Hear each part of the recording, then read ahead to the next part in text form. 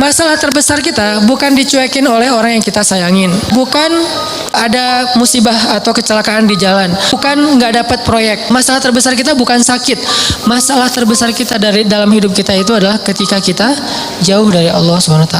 Bisa jauhnya hari ini target tilawah nggak dapat, bisa jauhnya sholat nggak khusyuk, bisa jauhnya sholat kelewat, bisa jauhnya akhlak nggak benar, kok jadi hari ini saya kepancing emosi, bisa jauhnya ada orang butuh pertolongan ditolong oleh orang lain duluan, bukan kita, padahal kita butuh nolong dia.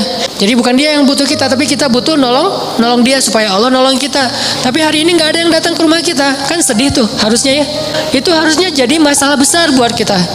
Itu aja udah bisa bikin kita nggak kegeeran. Dan nikmat terbesar dalam hidup kita bukan dikasih rezeki, walaupun itu kebaikan, bukan dikasih pasangan, walaupun itu ya penting banget.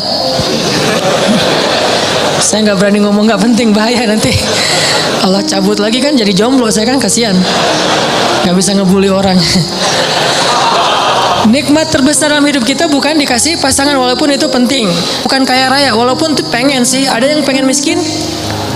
Nabi Muhammad yang pengen miskin, walaupun kita tahu itu baik, tapi kita nggak berani. Kalau berani coba aja doa.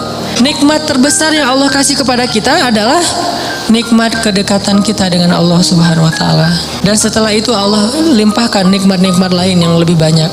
Tapi yang paling utama adalah kedekatan kita dengan Allah. Makanya kalau Allah kasih kita nikmat dunia seisinya, tapi dicabut nikmat kedekatan dengan Allah, maka jangan kegeeran. Jangan-jangan itu bukan nikmat, tapi istidraj. Kalau kita ngerasa bahwa hidup kita kayaknya lebih nyaman daripada teman kita yang ahli ibadah, jangan kegeeran. Jangan-jangan kita sedang diberikan nikmat biasa, sedangkan dia diberikan nikmat yang luar biasa. Kenapa dia miskin terus? Karena Allah pengen dekat sama dia. Mungkin dengan miskin dia sering berdoa, dengan dia sakit dia sering berdoa, dengan dia dapat masalah terus dia sering berdoa. Sedangkan kita ketika dikasih solusi ke lapangan rezeki jarang berdoa. Ibadahnya nggak getol. Kita dikasih nikmat, dia dikasih nikmat. Tapi siapa yang lebih istimewa? Jangan-jangan dia lebih istimewa justru dengan kemiskinannya, dengan sakitnya, dengan masalahnya.